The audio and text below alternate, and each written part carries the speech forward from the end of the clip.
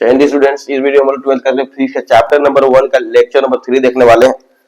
ठीक है, देखिए जिसके अंदर चालक या सुचालक हम लोग देखेंगे, फिर कुचालक देखेंगे, फिर आवेशन की विधियां देखेंगे। ठीक है, ऐसे पदार्थ, चालक किसको बोलेंगे? ऐसे पदार्थ, ठीक है, जिनसे विधारा का प्रवाह होता है। विधारा का प्रवाह मतलब आवेशों का प्रवाह। ठीक है, आवेश का मुख्यतः किसका होता है? इलेक्ट्रॉन का ना। ऐसे पदार्थ स्वयं से जो स्वयं से होकर इलेक्ट्रॉन को प्रवाहित होने देते हैं, चालक या सुचालक कहलाते हैं। ठीक, इसको कंडक्टर कहते हैं हम लोग। ठीक है, अच्छा, जैसे हो गया मानव, जिस धातु में हो गया मानव तथा जंतु शरीर हो गया, पृथ्वी पृथ्वी भी हो गया, अम्ल क्षारकों के लवण, अम्ल क्षारों एवं लवणों के जलीय विलयन हो गया, ये सब भी चालन करेंगे। ठीक है, चालकों में बड़ी संख्या में मुक्त इलेक्ट्रॉन के धातुओं के लिए होते हैं। धातु की बात कर रहे हैं, मुक्त इलेक्ट्रॉन। ठीक है, जिन्हें आसानी से चालक से बाहर हस्तांतरित किया जा सकता है, मतलब कि ज्यादा एनर्जी का आवश्यकता नहीं होगा। ठीक है, ठीक है, विद्युत अपघट्यों में गतिशील आवेश इलेक्ट्रॉन या आयन हो सकते हैं। ठीक है, विद्युत अपघट्य हो गया, आपका अम्ल क्षार लवण हो गया, इस सब में क्या क्या हो सकता है? इलेक्ट्रॉन या आयन भी हो सकता है ना, धनायन ऋणायन ना। अच्छा, जब कुछ आवेश किसी चालक पर हस्तांतरित हो जाता है तो वह तुरंत ही उस चालक के संपूर्ण पृष्ठ पर व्यतीत हो जाता है। अगर मान लीजिए चालक है, इस पर आवेश अगर आएगा तो संपूर्ण पृष्ठ पर तुरंत व्यतीत हो जाएगा। ठीक है, अगर चालक है तो। ठीक है, अच्छा, आइए बताओ याद रखें, चांदी सर्वोत्तम विद्युत का चालक है। चांदी जो है सर्वोत्तम विद्युत का चालक है ना। इससे चालकता का क्रम क्या है? सबसे ज्यादा चांदी का होता है, इसके बाद तांबा का होता है, इसके बाद एल्यूमिनियम का होता है, बाकी एक आगे होता है। ठीक है, अच्छा, कॉपर तांबा अलग हो गया, देखिए ना। लेड और पारा जो है ना, धातु होते हुए भी कहते चालक नहीं है, कुचालक है ये दो। ठीक है, अच्छा, विद्युत रोधी या कुचालक, इंसुलेटर किसको बोलेंगे? ऐसे पदार्थ जिनमें से इलेक्ट्रॉन का प्रवाह नहीं होता है, विद्युत रोधी कहलाते हैं। जैसे पीवीसी हो गया, तार का जो कवर होता है, घरेलू जो विद्युत तार यूज करता है ना, पीवीसी का बना होता है, पॉलीविनाइल क्लोराइड का बना होता है। ठीक है, अच्छा, सूखी लकड़ी हो गया, कांच हो गया, पोर्सिलेन, नायलॉन हो गया, चीनी मिट्टी हो गया। चीनी मिट्टी का आप देख सकते हो कि लाइन वगैरह जहां पर जोड़ा जाता है, पोल वगैरह पर देखिए चीनी मिट्टी का बनाया हुआ होता है, गोलाकार होता है ना, गोलाकार होता है ना बनाया हुआ चीनी मिट्टी का। इसे इसे खाचा बना होता है, लगा होता है, तार से पार किया हुआ रहता है, वो विद्युत का चालन नहीं करता है। वो चीनी मिट्टी गोल गोल बना होता है लाइन वाला पोल पर, पता है, देखे नहीं हो। पराफिन मोम जैसे ये धातु, यदि कुछ आवेश विद्युत रोधी को दिया जाए तो वह वहीं पर रहता है। कोई अगर कोई बने विद्युत रोधी है, बोले अगर चालक था तो विद्युत आवेश दिए तो पूरा संपूर्ण पृष्ठ पर विद्युत हो गया, लेकिन विद्युत रोधी तक आवेश देंगे तो यही रहेगा, आगे इन्होंने कोई विद्युत नहीं होगा। ठीक है, अच्छा, विद्युत रोधी में मुक्त इलेक्ट्रॉनों की संख्या नगण्य होती है। विद्युत रोधी में मुक्त इलेक्ट्रॉन नहीं होते हैं। ठीक है, नगण्य होती है। अच्छा, ये बताओ रहे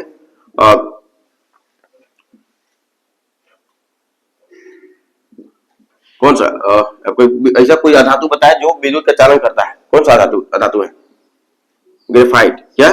ग्रेफाइट। अधातु होते हुए भी, अधातु होते हुए विद्युत का चालक है ना। अधातु होते हुए भी, रेलवे वगैरह के लिए है ये, अधातु होते हुए भी विद्युत का चालक है ना, विद्युत का चालक है, करंट में चला जाता है ना। चलिए अब देखेंगे भू संपर्क, देखिए अर्थिंग कहते हैं ना। किसी आवेशित वस्तु को पृथ्वी के संपर्क में जब हम लोग लाएंगे तो क्या होगा? कोई आवेशित वस्तु को पृथ्वी के संपर्क में लाएंगे तो क्या होगा?